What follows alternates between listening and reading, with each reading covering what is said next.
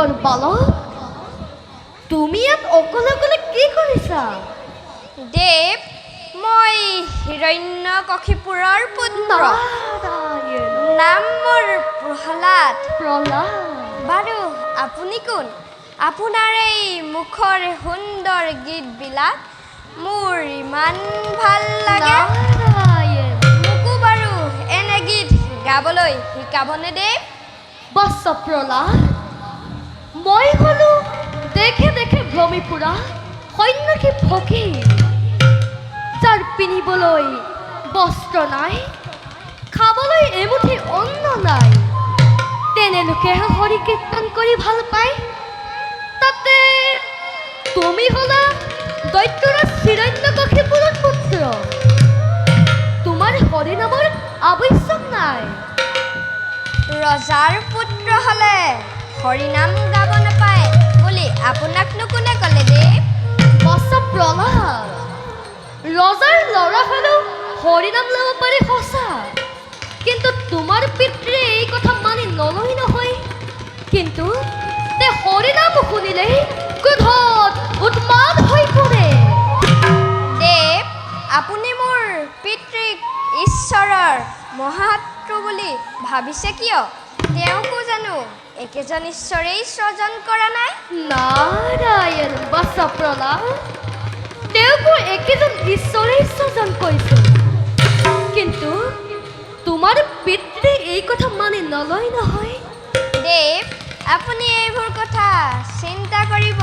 নালাগে নাৰায়ণ এই সকলো কথা মই মোৰ পিতৃক ক'ম তেওঁ নিশ্চয় মোৰ কথা শুনিব কাৰণ তেওঁ মোক বৰ মৰম কৰে দেৱ নাৰায়ণ নাৰায়ণ বুজিছো বৎস প্ৰহ্লাদ তুমি চেষ্টা কৰিলে নিশ্চয় পাৰিবা বাৰু বলা তাতে তোমাক মই 2-4টা গীত শিকাই দিম দেৱ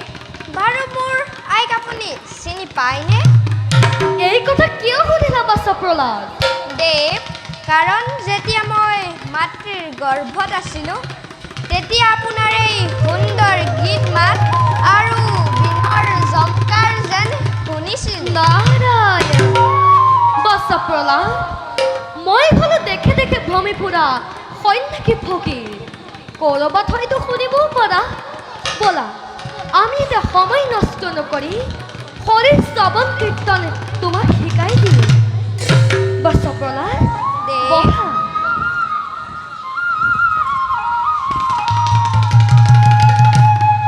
মই কওঁ তুমি মোৰ লগে লগে গাই যাবা হ'ব দেৱ ওম নমো ভগৱতে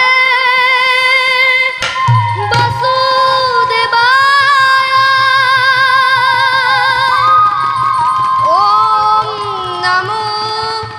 ভগৱতে বাসুদেৱায় বৎস প্ৰহ্লাদ তুমি শংখ চক্ৰ গদা পদ্মধাৰী হৰিক দেখিছানে বাৰু নাই দেখা দেৱ তেন্তে আকৌ কোৱা ওম নমো ভগৱতে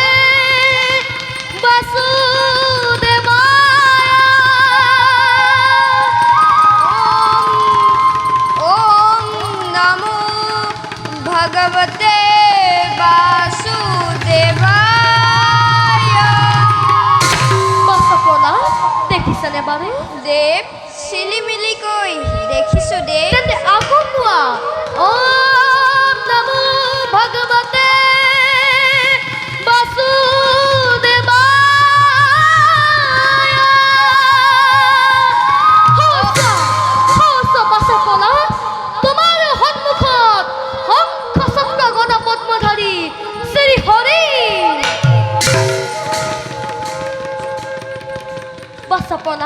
দেৱ বলা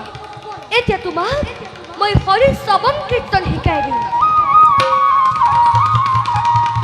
মই গাই যাওঁ তুমি মোৰ লগে লগে গাই যাবা ই হৰি নাম বিচাৰি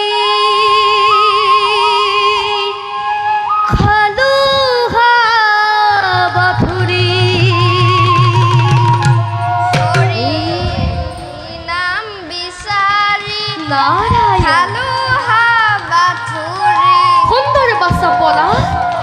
হৰিনাম বিচাৰি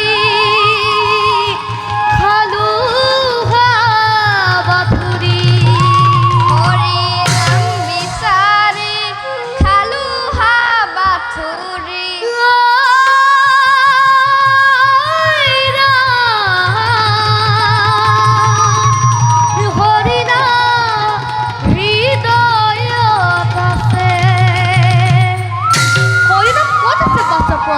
হৃদয়ত আছে দেই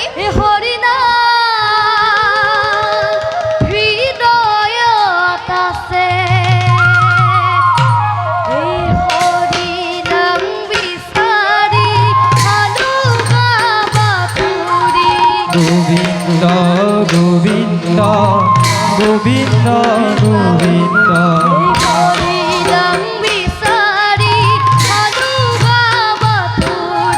গোবিন্দ গোবিন্দ গোবিন্দ